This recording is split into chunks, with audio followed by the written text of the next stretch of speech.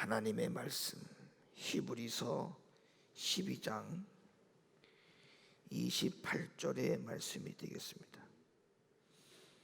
히브리서 12장 28절의 말씀을 다 같이 한 목소리로 합독하시겠습니다. 시작. 그러므로 우리가 진동치 못할 나라를 받았은즉 은혜를 받자 이로 말미암아 경건함과 두려움으로 하나님을 기쁘시게 섬길지니. 아멘. 오늘 주어진 본문의 말씀을 통해서 여러분들에게 드릴 하나님의 말씀은 교회는 반드시 교회다워야 합니다라는 제목으로 하나님의 말씀을 여러분에게 드리도록 하겠습니다. 요즘 이 세상을 살아가는 모든 사람들이 다 공감하는 일이라고 생각이 되어집니다마는 이 세상이 난리 중에 난리 속에 빠져 있다고 해도 과언이 아닙니다.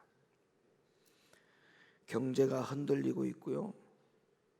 사회의 모든 전반적인 것들이 우리 사람의 생각의 상상을 초월할 만큼 이 사회가 흔들리고 있고, 경제와 사회가 흔들리다 보니까 이 사회와 세상을 살아가는 사람들의 양심도 흔들리고 있고, 또한 도덕과 윤리적인 것들이 다 기초가 송두리째 흔들리고 있습니다.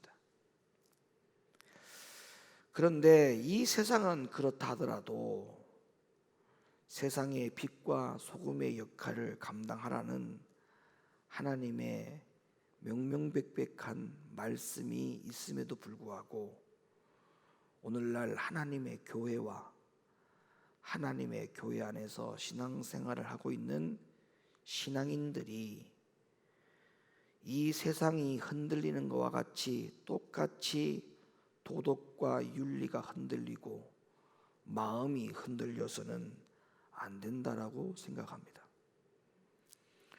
오늘 본문 히브리 12장 28절에도 그렇게 말씀을 하고 있습니다마는 오늘날 모든 것들이 다 흔들리고 혼란의 시대가 온다 하더라도 절대 이 시대에 흔들리지 말아야 될 나라와 같은 것이 있다라고 우리에게 분명히 안내를 해주고 있으면서 그 흔들리지 않아야 될 나라에 대해서 무엇을 우리에게 지칭하고 말씀하고 있는 것이냐면 그것은 바로 하나님이 세우신 하나님의 나라와 같은 교회라고 말씀하고 있는 것입니다.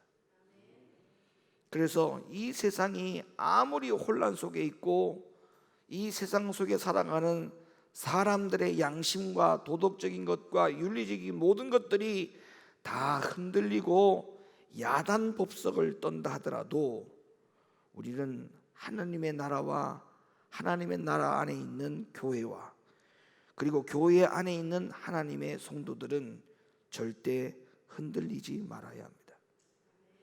오늘 본문의 말씀을 다시 한번 읽어드릴게요. 읽어주시죠. 그러므로 우리가 진동치 못할 나라를 받았은즉 은혜를 받자 이로 말미암아 경건함과 두려움으로 하나님을 기쁘시게 섬길지니. 그러니까 오늘날 그렇다면 교회가 교회다운 모습이 뭐냐? 교회가 어떤 모습을 갖추어야 교회가 교회다워지느냐? 이 부분에 대해서는 우리가 생각을 해봐야 합니다. 이 말을 다시 바꾸어서 말하면 오늘날 성도란 어떤 성도가 되어야 되느냐?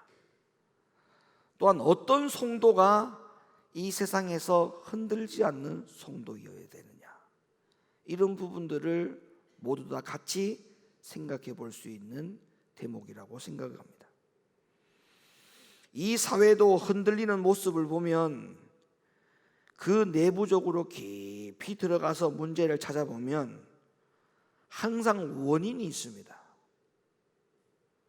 사회가 흔들리는 원인이 있고 경제가 흔들리는 원인이 있고 이 세상을 살아가는 모든 사람들의 양심과 마음이 흔들리는 것에 대해서는 모두 다 원인이 있다는 거예요. 그 원인이 뭐냐 하면 공통적인 원인이 있는데, 그 공통적인 원인이 바로 뭐냐 하면 기초가 바르지 않기 때문에 무너지고 있다는 것입니다. 교회도 마찬가지라는 겁니다. 교회가 기초가 바르지 못하면 교회가 흔들리고 무너집니다. 성도들의 신앙이 왜 무너지느냐? 성도들이 신앙이 갑자기 무너지는 이유가 있어요. 그 이유가 바로 뭐냐 하면 기초가 바르지 않았기 때문에 무너지는 거예요. 그러면 기초가 뭐냐? 교회가 흔들리지 않기 위해서 기초, 교회 안에 있는 성도들이 절대 이 시대에 살면서 흔들리지 말아야 될 기초, 그 기초가 무엇인지에 대하여 성경은 이렇게 말씀합니다. 고린도전서 3장 10절로부터 11절 말씀을 읽어주시죠. 내게 주신 하나님의 은혜를 따라 내가 지혜로운 건축자와 같이 터를 닦아두매 다른 이가 그 위에 세우나 그러나 각각 어떻게 그 위에 세우기를 조심할지니라. 이 닦아둔 것 외에 능히 다른 터를 닦아둘 자가 없으니 이 터는 곧 예수 그리스도라. 아멘. 교회와 교회의 성도들이 이 시대를 살아가면서 무너지거나 흔들리지 말아야 되는데, 그 원인이 기초가 무너지고 흔들리고 있기 때문에 그렇다고 제가 분명히 말씀을 드렸습니다. 그러면 기초만 잘 붙들면 교회든 성도든 흔들리지 않겠죠. 거기에 대해서 성경은 이렇게 답을 했다고 합니다. 뭐라고요? 그 모든 기초와 터는 예수 그리스도라고 말씀하고 있어요. 다시 말하면 교회든 성도든 예수 그리스도를 집중하고 기초로 둔다면 절대 흔들리는 법이 없죠. 교회의 기초가 예수 그리스도라고 하는 말씀은 고린도전서 3장에서만 말씀하고 있지 않고 다른 부분에서도 말씀을 하고 있습니다. 마태복음 16장 13절로부터 18절 말씀을 읽어주시겠습니까? 예수께서 가이사랴 빌립보 지방에 이르러 제자들에게 물어 가라사대 사람들이 인자를 누구라 하느냐? 가로되 더러는 침례 요한, 더러는 엘리야, 더러는 어떤 이는 예레미야나 선지자 중에 하나라 하나이다. 가라사대 너희는 나를 누구라 하느냐? 시몬 베드로가 대답하여 가로되 주는 그리스도시요 살아계신 하나님의 아들이시니이다. 예수께서 대답하여 가라사대 바요나 시몬아 네가 복이 있도다. 이를 네게 알게 하니는 혈육이 아니요 하늘에 계신 내 아버지시니라. 또 내가 네게 이르노니 너는 베드로라. 내가 이 반석 위에 내 교회를 세우리니 음부의 권세가 이기지 못하리라. 기초가 예수 그리스도라고 하는 이 사실은 이미 오래전부터 우리에게 하나님은 소개해 주셨습니다. 구약 성경에서부터 이미 오래전부터 예수 그리스도가 우리의 모든 기초가 되어야 되고 예수 그리스도가 우리의 모든 기초가 되어야 한다라고 분명히 말씀을 하셨어요. 그래서 구약 성경에서도 장차 오실 예수님이 교회에 귀하고 성도들에게 귀하고 견고한 기초 돌과 같이 오실 것이라고 분명히 예언을 했습니다. 이사야 28장 16절 말씀을 확인하겠습니다. 그러므로 주 여호와께서 가라사대 보라 내가 한 돌을 시온에 두어 기초를 삼았노니 곧 시험한 돌이요 귀하고 견고한 기초돌이라. 그것을 믿는 자는 급절하게 되지 아니하리로다. 아멘. 그래서 교회는 귀하고 견고한 기초돌과 같은 예수님 위에 반드시 세워져야, 그것을 기초로 해야 교회가 무너지지 않고 성도들이 무너지지 않는 것입니다. 아무쪼록 사랑하는 우리 높은들교회 성도 여러분, 우리 여러분들에게 간곡하게 부탁을 드립니다. 여러분들은 이 세상에서 흔들리면 안 됩니다. 믿음이 흔들리면 안 돼요. 신앙이 흔들리면 안 돼요. 교회를 사랑하는 마음이 흔들리면 안 돼요. 주님을 사랑하는 마음이 흔들리면 안 돼요. 그게 왜 흔들린다고요? 예수님의 기초 외에 다른 터 위에 여러분의 모든 신앙과 믿음을 담보로 하고 있기 때문에 흔들리는 것입니다. 돈 위에, 명예 위에, 출세 위에, 아니면 노후 대책 위에, 모든 것 위에 자기의 기초를 세워보시면 그 모든 것들은 언제든지 주님이 흔들 수도 있고 뺏어갈 수도 있기 때문에 그것을 흔들고 뺏는 즉시 우리의 모든 삶의 희망은 끝이 난다는 사실을 기억하셔야 됩니다. 그래서 영적으로 생각을 해야 돼요. 내가 주님을 기초로 두지 않고 돈을 기초로 두면 주님은 그 돈을 뺏어가요. 내가 명예의 기초에 두고 권력의 기초에 두면 주님은 그 명예와 그 권력을 언젠가는 뺏어가요. 심지어 내 자식 때문에 신앙생활을 올바로 하지 못한다면 그 또한 기초가 흔들리는 것이겠죠. 그 자식 때문에 신앙의 기초가 흔들린다면 주님은, 안타까운 일이겠지만 주님은 그 자식을 쳐서라도 주님 앞에 순종시키고 복종시킨다는 사실을 기억해야 됩니다. 그러니까 우리의 모든 기초는 오로지 예수 그리스도가 되어야만 우리의 모든 삶의 안위와 우리의 영적인 안위가 주님 앞에 보장되어지고 책임져질 수 있다는 사실을 반드시 오늘 이 말씀을 통하여 명심하고 돌아가기를 예수님의 이름으로 간절히 축원을 드립니다. 사랑하는 성도 여러분, 교회가 기초가 흔들리지 말아야 돼요. 정말 이 세상의 빛과 소금의 역할을 감당하는 면모를 교회는 끝까지 수호를 해야 됩니다. 교회다운 교회가 되려면 그 해결책은 오로지 무조건 성경으로 돌아가야 됩니다. 그리고 무조건 예수님이 하신 말씀에다가 기초를 두어야 됩니다. 오늘날 이런 기초가 무너지면 수많은 이단들이 자꾸 만들어져 가는 거예요. 이단들이 처음부터 이단이었습니까? 아닙니다. 그들에게도 나름대로 자기 자신들이 신앙과 믿음을 자부하는 그런 아주 충직한 일꾼들이었습니다. 근데 왜 그들이 이단이 되었을까요? 기초가 무너져서 그래요. 기초가 예수 그리스도가 하신 진리의 말씀에 기초를 두지 않았기 때문에 그래요. 그 기초가 흔들리니까 다른 말씀의 교훈을 가지고 섞어서 하나님의 말씀을 희석시켜서 자기를 합리화하는 그러한 주장을 가지고 그들이 구원론을 제기하고 교회론을 제기하고 내세론을 제기하여 자칭 자기 자신이 예수라고 말하는 이단이 되어버린 것입니다. 오늘날 많은 교회들이 이단에 대해서 너무나 속수무책입니다.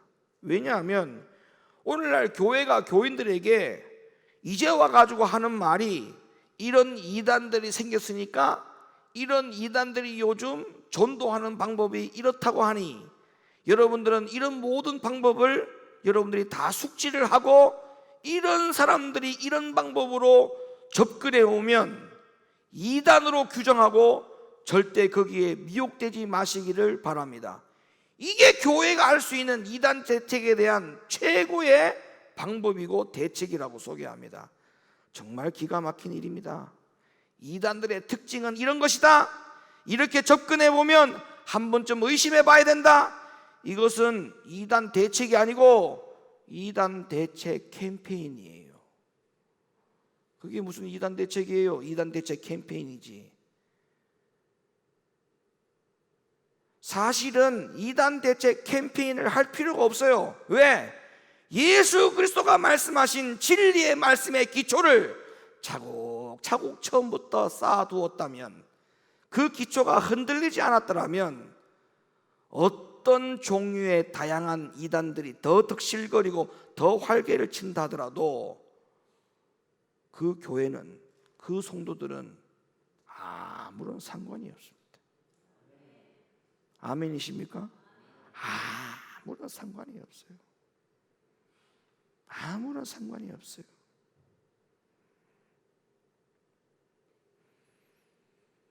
이러한 이단 대책의 캠페인만으로 이단들로부터 성도들을 보호할 수 있다라고요? 역부족입니다. 교회는 부지런히 예수님이 가르치신 진리를 그대로 가르치고, 성도들은 그 진리를 듣고 그 진리에만 오로지 창념하고, 그 진리를 사랑하고, 그 진리를 귀하게 여기고, 그 진리에 집중해야 됩니다. 그것만이 이단 대책이에요. 오늘날 교회가 분명한 메시지를 전하지 못하기 때문에 이단 대책이 되지 않는 거예요. 무슨 말이냐? 자살을 하면 어떻게 되든지, 동성연애를 하면 어떻게 되는지, 왜 분명한 이야기를 못하는지 이해가 되지 않습니다. 하나님의 말씀대로 살지 아니하고 불순종하면 어떻게 되는지, 왜 정확한 소리를 내지 못하는지 이해할 수 없습니다. 동성연애든 하나님 말씀에 불순종하든 자살을 하든 그 모든 것은 성경에서 이미 우리에게 답을 해주고 있습니다. 모든 것은 명백한 범죄입니다. 하나님이 분명히 이 모든 것은 죄라고 규정을 했습니다. 제가 아까도 말씀을 드렸지만, 명백한 하나님의 말씀의 진리는 명백하게 다양성을 추구하는 것이 아니라 반드시 우리는 옳고 그름, 맞다와 아니다라고 하는 절대적인 평가를 해야 한다는 사실을 명심하십시오. 따라합시다. 죄는 죄다. 이게 절대적인 평가예요. 그런데 다양성의 평가는 어떻게 하는 줄 아십니까? 글쎄, 그게 어떤 때는 죄일 수도 있고 어떤 때는 죄가 아닐 수도 있을 것 같다. 이게 다양성이에요. 그게 이 사실 자체가 벌써 이미 기초가 흔들리고 있는 거예요. 그런 기초가 흔들리고 세상에 나가니까 세상에 돈 앞에 무너지고, 명예 앞에 무너지고, 권력 앞에 무너지고, 자식들 앞에 무너지고, 자기 형편과 처지의 환경에 다 무너지는 거예요. 다 무너지는 거예요.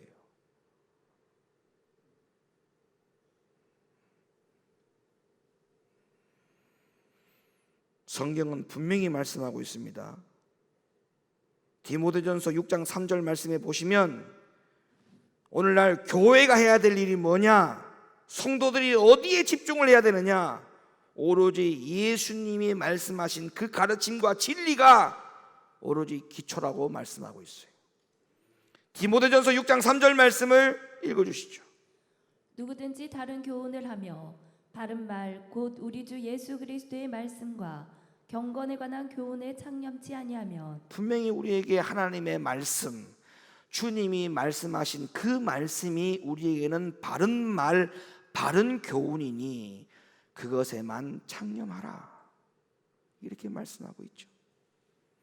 그럼 여기서 다른 교훈을 가르친다는 것은 뭘 말하느냐 하면, 디모데후서 4장 3절로부터 4절 말씀 읽어주시죠. 때가 이르리니 사람이 바른 교훈을 받지 아니하며 귀가 가려워서 자기의 사욕을 좇을 스승을 많이 두고 또 그 길을 진리에서 돌이켜 허탄한 이야기를 좇으리라. 그러니까 스승을 많이 두는 사람을 가리켜서 뭐라고 말씀하고 있다고요? 이것은 다른 교훈을 가르치는 것이다, 이렇게 말합니다.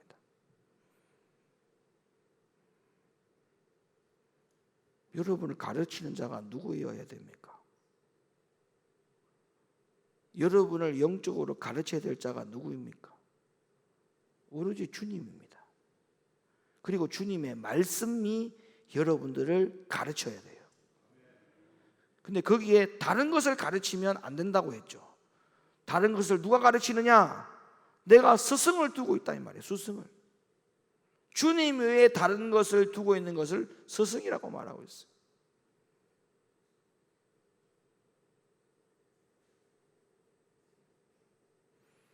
회사의 사장님 말씀은 그렇게 순종을 잘하면서 회사의 자기보다 윗사람의 말은 그렇게 말을 잘 들으면서 그 마음의 자세를 가지고 우리의 영적인 스승인 바른 말과 바른 교훈을 주고 있는 주님의 진리의 말씀 앞에 우리는 얼만큼 순종하고 있습니까? 얼만큼 순종하고 있습니까? 예레미야 5장 31절 말씀을 읽어주시죠. 선지자들은 거짓을 예언하며 제사장들은 자기 권력으로 다스리며 내 백성은 그것을 좋게 여기니 그 결국에는 너희가 어찌하려느냐. 이 질문을 여러분 자신에게 질문을 던지시고 답을 하시기를 바랍니다. 그래서 아무쪼록 우리의 모든 기초의 모든 근본은 주님께서 말씀하신 바른 교훈, 바른 진리, 바른 복음, 더 나아가서 예수 그리스도가 자체가 우리에게는 기초가 되어야 된다. 믿으십니까? 그러면 예수님의 교훈은 뭡니까? 예수님의 교훈. 예수님의 교훈이 바른 교훈이고 예수님의 교훈이 우리에게 기초가 되어야 된다고 했는데, 그러면 예수님의 교훈이 뭐예요? 예수님의 교훈은 회개를 강조하고 있어요. 마태복음 4장 17절 말씀. 이때부터 예수께서 비로소 전파하여 가라사대 회개하라 천국이 가까웠느니라 하시더라. 그리고 예수님의 교훈은, 예수님의 바른 진리의 교훈은 우리에게 무엇을 기초로 두라고 말씀하고 있냐면 바로 산상수훈에서 말씀하고 있는 팔복의 특징이 될 수 있습니다. 서기관과 바리새인의 의보다 우리의 의가 더 낫지 아니하면 결단코 천국에 들어갈 수 없다라고 하는 그 사실, 그 바른 말, 이것이 우리에게 기초입니다. 그리고 이어서 뭐라고 말씀합니까? 그 산상수훈에서 결론이 어떻게 하고 있어요? 그 결론을 이렇게 하고 있어요. 아버지의 뜻대로 행하는 자라야 천국에 들어간다. 그러니까 지금 드리는 말씀을 잘 들으시고 지금 여러분에게 소개해지는 이 모든 진리들은 기초입니다. 기초. 그러면 뭐예요? 이 바른 말과 바른 진리의 기초가 흔들리면 안 돼요. 하나님의 말씀을 뜻대로 행하는 자라야만 하나님 나라에 들어간다. 너희의 의가 서기관과 바리새인보다 더 낫지 아니하면 결단코 아버지 나라 들어갈 수 없다. 이게 기초가 되어야 된다고요. 절대적인 평가가 돼야 돼요. 다양성을 포함하고 있는 종교다원주의의 생각과 사고를 가진 성도들은, 신앙인들은, 종교인들은 뭐 다 지킬 수 있어, 우리가 다 지킬 수 없어, 이 정도는 괜찮아. 이게 전부 다 기초가 흔들리기 때문에 그런 거예요. 성경의 기초는 그렇게 말씀하고 있는데, 말씀하고 있지 않는데 본인 스스로가 하나님의 말씀을 바꾸어 놓고 다른 교훈에 창념하여 벌써 이미 기초가 흔들리고 있다는 거 아니겠습니까? 내가 죽으면 죽었지 신앙과 믿음을 포기할 수 없다, 예수님을 포기할 수 없다, 이런 믿음의 힘과 능력이 어디서 나올까요? 바로 이런 기초가 흔들리지 않으면 나오는 거예요. 아버지의 뜻대로 행하는 자라야만 하나님 나라에 들어간다라고 하는 이 기초가 굳건히 서 있으면, 흔들리지 않는 이상 내가 죽으면 죽었지 내가 신앙과 믿음을 여기서 더 포기할 수 없다, 그런 결단이 서는 거죠. 서는 거죠. 그러니까 기초가 흔들리니까 신앙생활을 엉망진창으로 하는 거예요. 엉망진창. 그리고 예수님의 교훈을 보세요. 바른 교훈을 보세요. 마태복음 13장에 보면 천국에 대해서 여러 가지 비유를 말씀했습니다. 씨 뿌리는 비유, 값진 진주나 밭에 감추인 보화의 비유, 그물의 비유, 이런 모든 비유들이 다 천국을 소개하기 위해서 주님이 사용하신 비유 아닙니까? 이 비유가 우리에게는 기초가 돼야 돼요. 천국은 마치 뭐뭐와 같다. 그 기초를 붙들고 그거를 확실하게 믿어야 돼요. 그래, 천국은 마치 뭐뭐와 같다라고 예수님께서 우리에게 바른 교훈을, 진리를 주셨으니, 그래, 내가 이 진리 위에 기초를 두고 내가 천국을 가야 되겠다. 이런 믿음 신앙생활을 해야 된다 이겁니다. 흥분하면 안 돼. 누가복음 14장 25절로부터 33절 말씀 읽어주시겠어요? 허다한 무리가 함께 갈새 예수께서 돌이키사 이르시되 물은 내게 오는 자가 자기 부모와 처자와 형제와 자매와 및 자기 목숨까지 미워하지 아니하면 능히 나의 제자가 되지 못하고 누구든지 자기 십자가를 지고 나를 쫓지 않는 자도 능히 나의 제자가 되지 못하리라. 너희 중에 누가 망대를 세우고자 할진대 자기의 가진 것이 준공하기까지에 족할는지 먼저 앉아 그 비용을 예산하지 아니하겠느냐. 그렇게 아니하여 그 기초만 쌓고 능히 이루지 못하면 보는 자가 다 비웃어 가로되 이 사람이 역사를 시작하고 능히 이루지 못하였다 하리라. 또 어느 임금이 다른 임금과 싸우러 갈 때에 먼저 앉아 1만으로서 저 2만을 가지고 오는 자를 대적할 수 있을까 헤아리지 아니하겠느냐. 만일 못할 터이면 저가 아직 멀리 있을 동안에 사신을 보내어 화친을 청할지니라. 이와 같이 너희 중에 누구든지 자기의 모든 소유를 버리지 아니하면 능히 내 제자가 되지 못하리라. 자, 여기에 주님의 교훈이 뭐예요? 바른 교훈이 뭐예요? 우리에게 기초를 두고 너희가 그 기초 위에 세워져야 되는 그 바른 교훈이 뭐라고 또한 소개하고 있느냐 하면, 우리가 주님을 믿는데 그냥 믿는 것으로 끝나는 게 아니라는 거예요. 주님을 믿는 대신에 반드시 너희에게 따르는 대가가 있다는 거예요. 대가. 그런데 그 대가를 치러야 된다라고 지금 말씀하고 있는 거 아니겠습니까? 왜냐하면 비용을 예산하지 아니하겠느냐, 이렇게 말씀을 하고 있다는 말이에요. 그러니까 오늘날 신앙생활 하면서 기초가 무너진 사람들이 또 어떤 예가 하나 있냐면, 나 교회 다니면서 타치 안 받고 싶다. 나한테 좀 관심을 좀 꺼줬으면 좋겠다. 이게 바로 기초가 흔들리고 있는 거예요.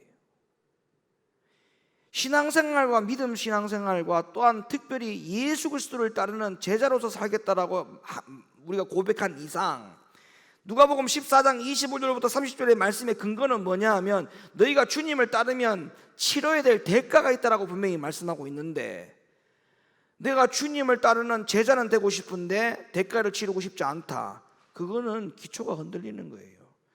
기초가 잘못된 거예요. 주님의 말씀의 기초는 그렇게 말씀하신 바가 없어요. 반드시 대가를 치러야 한다는 거예요.